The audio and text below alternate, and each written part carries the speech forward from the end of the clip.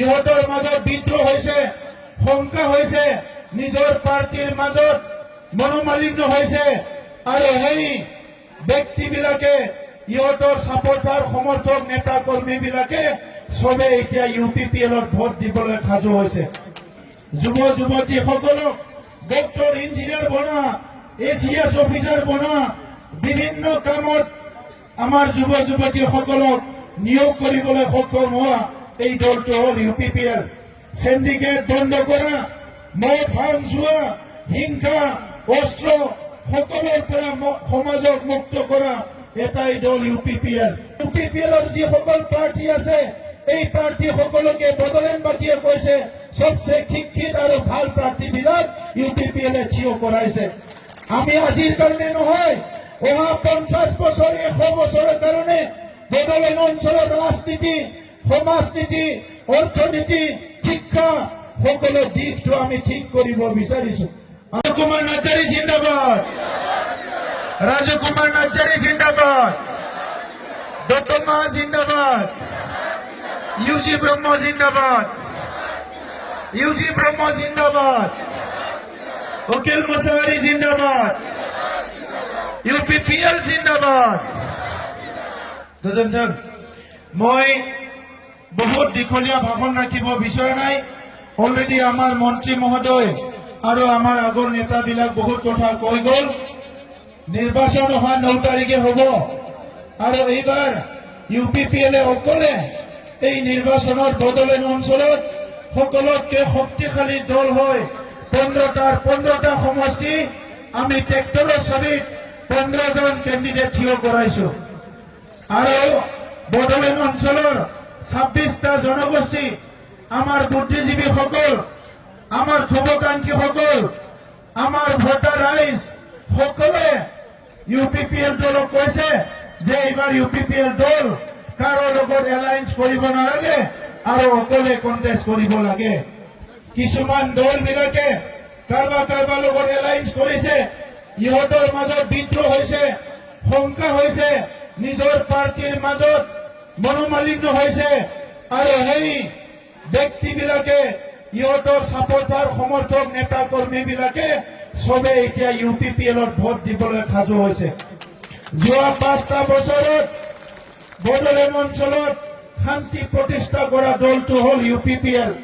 যোৱা 5টা বছৰত বদলেণ্ড অঞ্চলত বড়ো অনাবড়ো এই ভেদাভেদ শেষ কৰি সমন্বয়ৰ যি মেইন কাম কৰিলে, সমন্বয়ৰ যিটো সাঁকো বনালে এই দলটো হ'ল UPPL। বড়োলেণ্ডত যোৱা 5 বছৰত সুশাসন কৰি উঠি, সুশাসন আনি সকলো জাতি জনগোষ্ঠীক ন্যায় প্ৰদান কৰা, সকলো জাতি জনগোষ্ঠীৰ ভাষা সংস্কৃতি নিৰাপত্তা দিয়াৰ কাৰণে কাম কৰা দলটো হৈছে UPPL। যুৱ যুৱতীসকলক ডক্টৰ ইঞ্জিনিয়াৰ বনোৱা, ACS অফিচাৰ বনোৱা, বিভিন্ন কামত আমাৰ যুৱ যুৱতীসকলক নিয়োগ কৰিবলৈ সক্ষম হোৱা এই দলটো হ'ল UPPL। সিন্ডিকেট বন্ধ কৰা, মদ ভাং যোৱা, হিংসা অস্ত্ৰ সকলোৰ পৰা সমাজক মুক্ত কৰা এটাই দল UPPL। গতিকে আজি বড়োলেণ্ডৰ 15টা সমষ্টিত জাতি ধৰ্ম নিৰ্বিশেষে সকলো কৈছে যে এইবাৰ আমি একমাত্ৰ UPPL দলৰ প্ৰাৰ্থীবোৰকে ভোট দিম। আজি গোসাইগাঁৱৰ পৰা মাজবাটলৈ আমাৰ 15টা সমষ্টিত কেম্পিং চলি আছে। মই বিভিন্ন অঞ্চলত ইলেকশ্যন কেম্পিঙলৈ গৈছো আৰু তাত দেখিছো আমাৰ মহিলাসকল, পুৰুষসকল, সকলো জাতি জনগোষ্ঠী, আদিবাসী, ৰাভা, গাৰো, বড়ো সকলো জনগোষ্ঠী, কোচ ৰাজবংশী চবে ওলাই আহিছে আৰু ইয়াৰ এইটোৱে এটা নিদৰ্শন যে ভাৰতবৰ্ষ আজি ধৰ্ম নিৰপেক্ষ দেশ। ভাৰতবৰ্ষ সকলো জাতি ধৰ্ম, সকলো ভাষা সংস্কৃতি একেলগে থাকিব পাৰে আৰু এইটো ভাৰতবৰ্ষৰ বিভিন্ন অঞ্চলত বিভিন্ন ৰাজনীতি দলে গণতন্ত্ৰৰ প্ৰতি ভাবুকি সৃষ্টি কৰিছে, ধৰ্ম নিৰপেক্ষৰ প্ৰতি ভাবুকি সৃষ্টি কৰিছে, কিন্তু UPPL দলে ভাৰতৰ সংবিধানক সন্মান জনাই, জাতিৰ পিতা মহাত্মা গান্ধীৰ আদৰ্শক সন্মান জনাই, জনজাতি অজনজাতি সকলো জনগোষ্ঠীবিলাকক একত্ৰীকৰণ কৰি শ্ৰদ্ধা সন্মান আৰু মৰম দি একেলগে আগুৱাই নিয়াৰ কাম কৰিছে। সেইকাৰণে শ্ৰদ্ধা ৰাইজ, আজি সময় বহুত আগুৱাই গ'ল, বিশ্ববাসী বহুত আগুৱাই গ'ল আৰু আমাক পিছপৰা অঞ্চলবিলাকত জাতি ধৰ্ম কাজিয়া কৰাই, ইয়াত ভাবুকি দি মানুহবিলাকক ভয় খুৱাই কিছুমানে ৰাজনীতি কৰিব বিচাৰে। ইয়াৰ পৰা আমি ওলাই আহিব লাগিব।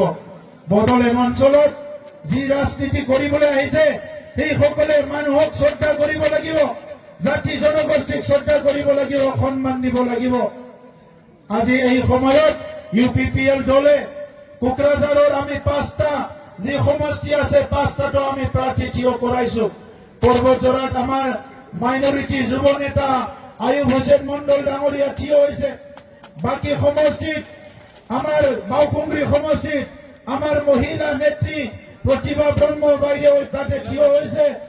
বৰ্তমান যুৱ নেতা আমাৰ ৰাজু নাৰ্জাৰী, কোকৰাঝাৰত আমাৰ বড়োলেণ্ড শান্তি চুক্তিৰ স্বাক্ষৰকাৰী এজন যুৱ নেতা লৰেন্স ইছলাৰী আৰু গোসাইগাঁৱত আমাৰ এজন শান্তিপ্ৰিয় সকলো জাতি ধৰ্মৰ লগত মিলিব পৰা এজন অনিন্দ বসুমতাৰী, তেখেতে আমাৰ থিয় হৈছে। আজি চাবলৈ গ'লে UPPLৰ যিসকল প্ৰাৰ্থী আছে, এই প্ৰাৰ্থী সকলোকে বড়োলেণ্ডবাসীয়ে কৈছে সবচে শিক্ষিত আৰু ভাল প্ৰাৰ্থীবিলাক UPPLে থিয় কৰাইছে।